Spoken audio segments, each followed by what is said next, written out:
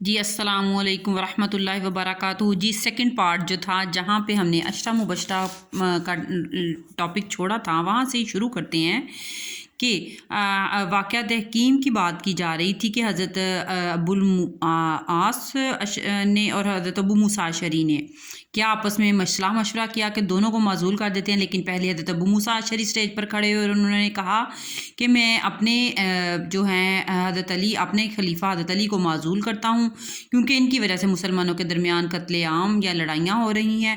اور جب حضرت ابو موسیٰ اشعری کی باری آئی تو اس نے کھڑے ہو کر یہ کہہ دیا کہ میں چونکہ اس نے اپنے خلیفہ کو معزول کر دیا ہے علی کو، تو میں اب امیر معاویہ کو آزاد حکمران اعلان کرتا ہوں، یعنی اس نے دھوکہ کیا، جس کی وجہ سے پھر حضرت امیر معاویہ جو شام کے آزاد حکمران بن گئے اور پھر حضرت علی یہ مدینہ کے لوگوں نے حضرت علی رضی اللہ عنہ کو آزاد حکمران بنا دیا ادھر کا۔ اس وجہ سے وہ دو سائڈوں پہ حکومت تقسیم ہو گئی۔ اور یہ جو اسی موضوع پہ یہ جو خارجی تھے حضرت علی رضی اللہ عنہ سے علیحدہ ہو گئے، کیونکہ وہ کہتے تھے کہ تم امیر معاویہ کو قتل کر دو۔ اس نے دھوکہ کیا، ہر دھوکے کی سزا قتل ہے، لیکن چونکہ حضرت علی نے اس کو بھی مناسب نہیں سمجھا، پھر انہی خارجیوں سے جنگ نہروان ہوئی 38 ہجری کو۔ اب جی شہادت حضرت علی رضی اللہ عنہ ہے۔ جی سارا رمضان المبارک کو صبح کی نماز میں ایک خارجی، یہی خارجی جن کی بات کی جا رہی ہے، جن کے ساتھ جنگ نہروان ہوئی ہے، عبد الرحمن بن ملجم نے حضرت علی رضی اللہ عنہ پر حملہ کر دیا۔ وارث قدر سخت تھا کہ حضرت علی رضی اللہ عنہ کو گہرا زخم آیا۔ لوگوں نے عبد الرحمن بن ملجم کو گرفتار کر لیا۔ حضرت علی رضی اللہ عنہ نے اپنے قاتل کے بارے میں حضرت حسن رضی اللہ عنہ کو نصیحت کی کہ قاتل کو ایک ہی وار سے قتل کیا جائے، اس کا مسئلہ نہ کیا جائے۔ مسئلہ نہ کیا جائے مطلب اس کو ٹکڑے ٹکڑے کر کے، کیونکہ جو ظاہر ہے بڑا ظلم کرتا تھا اس کے کبھی ناک علیحدہ کیا جاتا تھا، کبھی کوئی جسم کا عضو علیحدہ کیا جاتا تھا، لیکن حضرت علی رضی اللہ عنہ نے نصیحت کی کہ اس کا مسئلہ نہ کیا جائے۔ 21 رمضان المبارک 40 ہجری کو گہرے زخم کی تاب نہ لا کر داماد رسول صلی اللہ علیہ وآلہ وسلم اس دنیا سے رخصت ہو گئے، اور خلافت کی مدت شہادت کے وقت آپ کی عمر 63 سال تھی، اور خلافت کی مدت 4 سال اور 9 ماہ تھی۔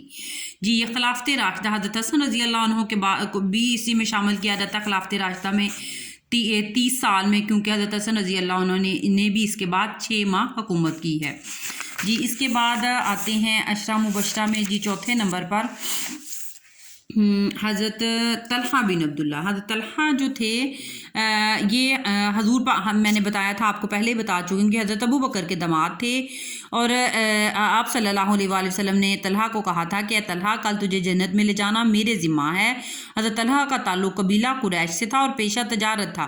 آپ ان لوگوں میں سے ہیں جنہوں نے آغاز میں ہی اسلام قبول کر دیا۔ حضرت طلحہ بتاتے ہیں کہ میں تجارت کی غرض سے قافلہ کے ساتھ بصرہ میں تھا کہ ایک پادری نے کہا کہ کیا آپ لوگوں میں کوئی مکہ کا رہنے والا ہے؟ تو میں نے بتایا کہ میرا تعلق مکہ سے ہے۔ اس نے مجھ سے سوال کیا کہ کیا احمد کا ظہور ہو چکا ہے؟ میں نے کہا کہ کون احمد؟ پادری نے کہا کہ احمد بن عبداللہ بن عبد المطلب، یہ مہینہ ان کے ظہور کا مہینہ ہے۔ پادری کی باتیں میرے دل میں بیٹھ گئیں۔ جب واپس پہنچا تو پھر انہوں نے پوچھا کہ کیا کوئی واقعہ ہوا ہے، تو ان کو بتایا گیا کہ جی ایک احمد بن عبداللہ نے نبوت کا اظہار کیا ہے اور حضرت ابو بکر نے ان کی اطاعت قبول کر لی ہے۔ یہ سن کر حضرت طلحہ فوراً حضرت ابو بکر کے پاس پہنچے اور پادری کی گفتگو سنائی۔ حضرت ابو بکر نے انہیں اسلام کی دعوت دی اور پھر دونوں نبی کریم کی خدمت میں حاضر ہو گئے اور حضرت طلحہ نے بھی اسلام قبول کر لیا۔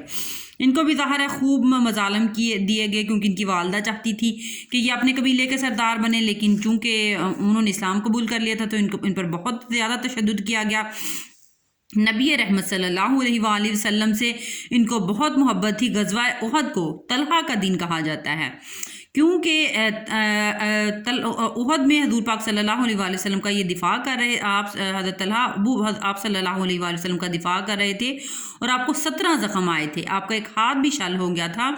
اور جب رسول پاک صلی اللہ علیہ وآلہ وسلم زخمی ہو گئے تو سب لوگ نبی پاک کے پاس ان کی مدد کے لیے آئے، تو آپ نے فرمایا اپنے بھائی طلحہ کی خبر لو۔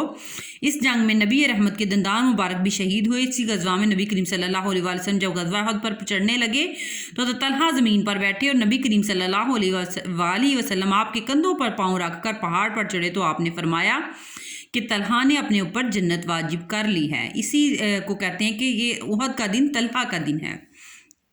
آپ بہت زیادہ سخی تھے، آپ نے اپنا پلاٹ تک غریبوں میں بانٹ دیا تھا. آپ نے کسی کو کہا کہ تم چاہے پلاٹ لے لو چاہے اس کی رقم دے دو، لیکن کسی غریب نے کہا کہ مجھے آپ رقم دے دیں تو آپ نے اس کو 7 لاکھ درہم دے دیے.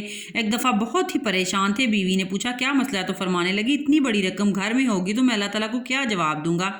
آپ کی اہلیہ کہنے لگی غم کی کیا ضرورت ہے، صبح اٹھ کر اپنے رشتہ داروں میں بانٹ دیجیے گا.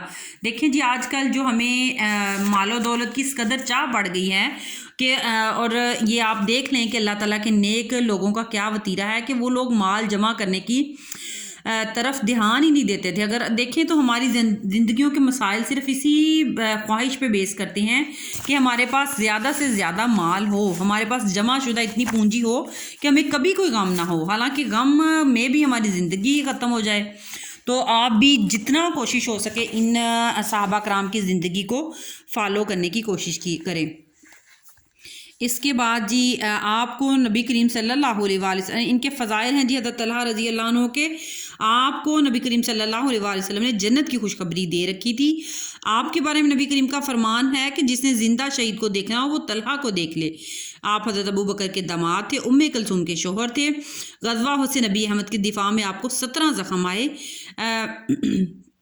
نبی رحمت کی نبوت کے بارے میں بصرہ کے ایک پادری نے آپ کو بتایا تھا. آپ نے آغاز میں ہی اسلام قبول کر لیا تھا. سیدنا زبیر بن عوام، آپ سیدنا طلحہ اور سیدنا زبیر بن عوام یہ دونوں حضرت ابو بکر صدیق کے داماد ہیں.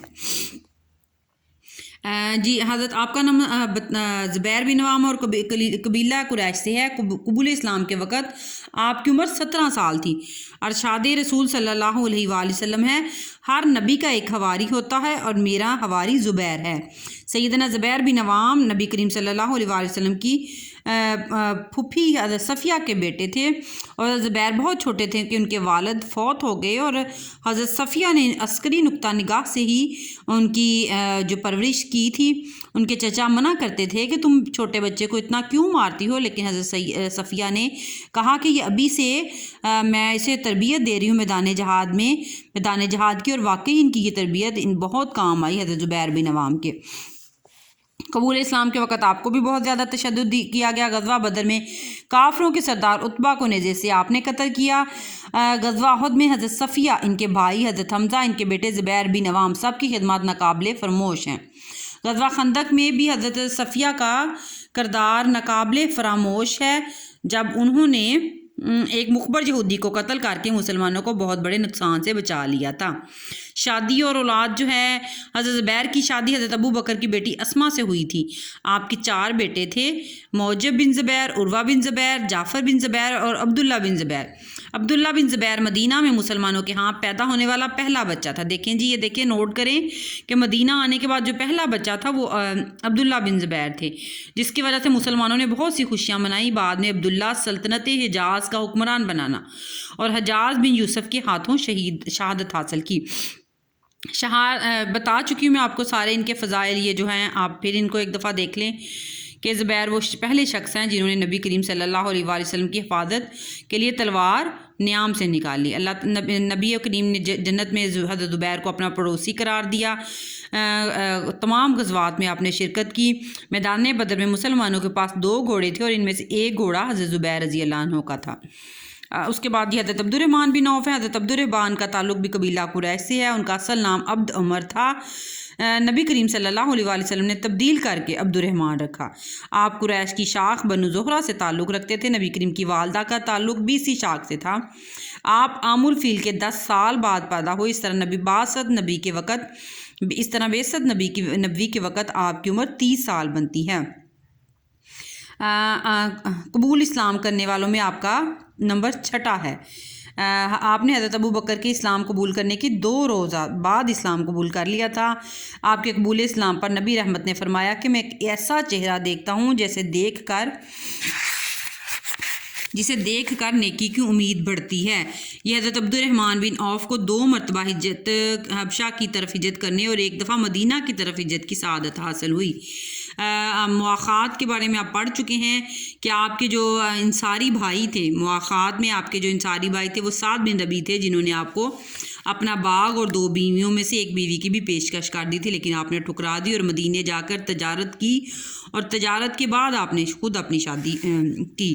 اچھا جی، غزوات جو ہیں، حضرت عبد الرحمن بن عوف نے نبی کریم کے ہمراہ تمام غزوات میں حصہ لیا۔ غزوات میں آپ نے کفار کے ایک اہم آدمی عمیر بن عثمان بن کعب کا سرگرم کیا۔ غزوہ احد میں آپ نے خوب داد و شجاعت حاصل کی اور کافروں کو جہنم واصل کیا۔ حضرت عبد الرحمن بن عوف کفر کے لشکر میں گر گئے تھے کہ جنہوں نے آپ صلی اللہ علیہ وسلم نے آپ نے صلی اللہ علیہ وسلم کی مدد کی، اور ان کی اس سلسلے میں آپ کے جسم پر 21 زخم آئے۔ آپ صرف غزوات میں نہ صرف خود حصہ لیتے تھے بلکہ اپنے گھر کا بلکہ مالی طور پر بھی بہت اثار فرماتے تھے۔ غزوہ تبوک میں آپ نے اپنے گھر کا سارا سامان رسول صلی اللہ علیہ وسلم کی خدمت میں پیش کر دیا۔ دیکھیے جی، حضرت ابو بکر صدیق کے بارے میں ہمیں پتہ ہے کہ حضرت ابو بکر نے تبوک کے موقع پر اپنا سارا سامان پیش کر دیا، لیکن حضرت عبد الرحمن بن عوف کے بارے میں بھی یہی کہا جاتا ہے کہ انہوں نے بھی اپنا سارا سامان پیش کر دیا۔ غزوہ تبوک کے دوران لشکر روانہ ہوا، راستے میں ایک جگہ نماز کا وقت ہوا، رسول اکرم صلی اللہ علیہ وسلم اپنی ضرورت کے لیے باہر تشریف لے گئے۔ واپسی میں تاخیر ہو گئی تو حضرت عبد الرحمن بن عوف نے امامت کے فرائض سر انجام دیے۔ جب ایک رکعت مکمل ہو چکی، دوسری رکعت میں نبی کریم صلی اللہ علیہ وسلم شامل ہو گئے۔ نماز کی فراغت کے بعد نبی محترم صلی اللہ علیہ وسلم نے فرمایا، آپ لوگوں نے بہت اچھا کیا۔ آپ امہات المومنین کی خدمت میں بہت بڑھ چڑھ کر حصہ لیتے تھے، اور امہات المومنین آپ کے حسن سلوک سے متاثر تھی اور آپ کے لیے دعا کیا کرتی تھی۔ ایک دفعہ اپنی زمین کا ایک ٹکڑا 40,000 دینار میں فروخت کیا، اور تو یہ ساری کی ساری رقم نبی کریم کی والدہ کے خاندان مدینہ منورہ کے مسکین اور امہات المومنین میں تقسیم کر دی۔ ایک دفعہ آپ کا تجارتی قافلہ مدینہ میں داخل ہوا تو کسی نے کہا کہ حضرت عائشہ نے آپ کے جنتی ہونے کی خوشخبری دی ہے۔ فوراً جا کر تصدیق کی اور فرمانے لگے، اماں جان گواہ رہنا، میں یہ 7 اونٹنیاں اللہ کی راہ میں خیرات کرتا ہوں۔ حکومتی معاملات میں بتا چکی ہوں کہ یہ مشاورت جو تھی حضرت عبد الرحمن بن عوف ہی مشورہ دیتے تھے، حضرت ابو بکر نے آپ ہی کی مشورہ تھے، حضرت عمر فاروق کو خلیفہ نامزد کیا۔ حضرت عمر نے خلیفہ بنانے کے لیے جن 6 افراد کی کمیٹی بنائی تھی، ان میں آپ کا نام بھی شامل تھا۔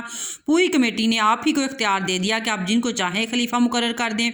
تو آپ نے پھر اہل مدینہ کے بہت سارے لوگوں سے رائے لے کر حضرت عثمان رضی اللہ عنہ کا نام خلافت کے لیے پیش کیا، جسے سب نے قبول کیا، اور حضرت علی رضی اللہ عنہ کا جو انتخاب تھا وہ مجلس شورا کے ذریعے انتخاب ہوا، کیونکہ حضرت عثمان رضی اللہ عنہ جو تھے حضرت علی رضی اللہ عنہ کا انتخاب کر نہیں گئے تھے۔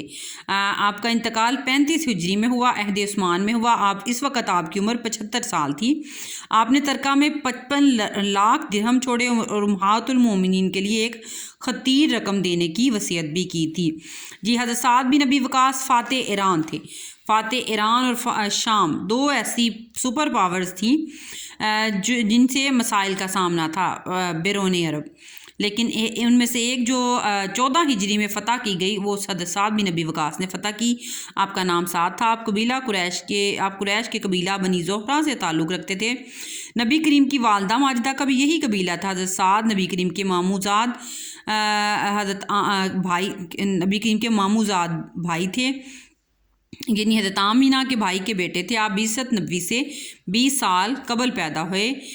زبیر بن عوام جو تھے، ان کا وہ تو پھوپھی ذات تھے، یہ بتا چکے ہیں، لیکن حضرت سعد بن نبی وقاص جو تھے وہ ماموں ذات تھے۔ حضرت سعد نے اسلام قبول کرنے کے چند دن پہلے خواب دیکھا کہ وہ سخت تاریکی میں سمندر میں ہچکولے کھا رہے ہیں۔ آپ بیان کرتے ہیں کہ پھر میں نے ایک جگمگاتا ہوا چاند دیکھا، اور میں نے دیکھا کہ وہاں پر جو کون تھی اس کی طرف لپکا، تو وہاں میں نے دیکھا کہ زید بن حارثہ، حضرت علی اور حضرت ابو بکر پہلے سے موجود ہیں۔ میں نے ان سے پوچھا کہ آپ کب آئے، تو انہوں نے کہا ہم بھی ابھی آئے ہیں۔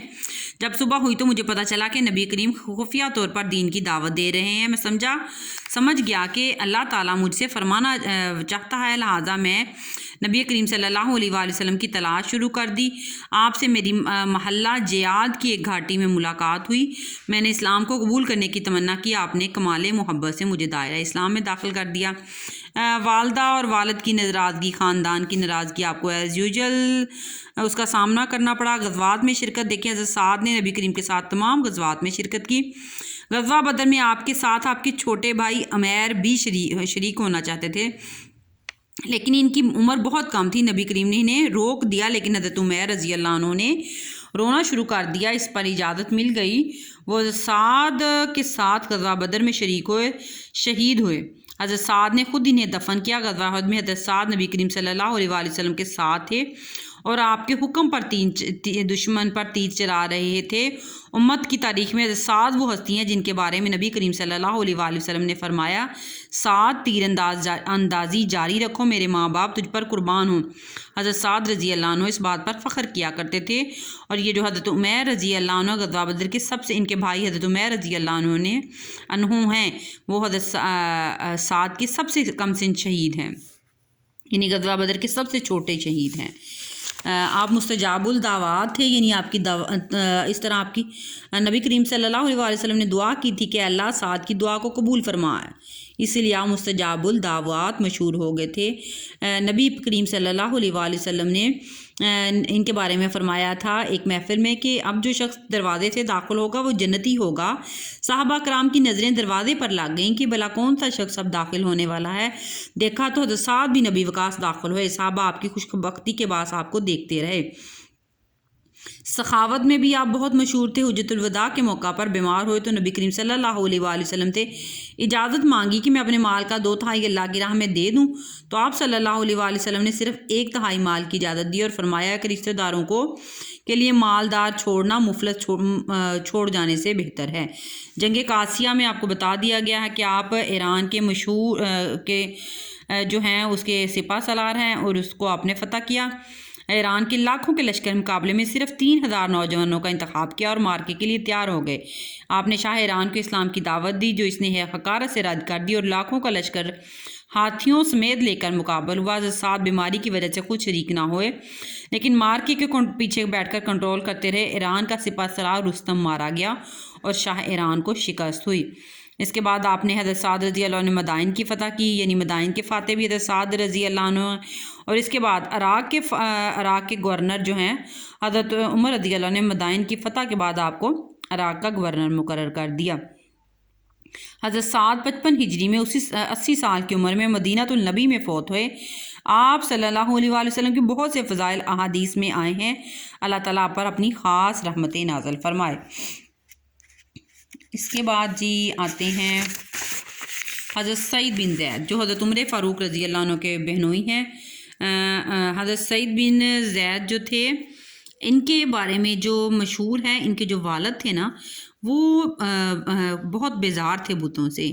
ان کا نام تھا زید بن عمر۔ اہل مکہ کو بتوں کی پرستش سے وہ خود ہی روکا کرتے تھے اور ان کی دلیل بڑی زبردست تھی۔ وہ کہتے تھے، اے خاندان قریش، ایک جانور جسے اللہ نے بنایا ہے، اس کے لیے آسمان سے پانی اتارا، زمین سے اس کے لیے گھاس اگائی، جسے کھا کر اس نے پیٹ بڑھا، پھر اس جانور کو تم اللہ کے علاوہ کسی اور کے نام پر ذبح کرتے ہو، کتنی بڑی جہالت ہے۔ لکڑی اور پتھر کو پوجتے حضرت سعید کے والد کو حضرت عمر کے باپ خطاب نے تھپڑ مارا اور قریش نوجوانوں سے کہا کہ اسے شہر بدر کر دو۔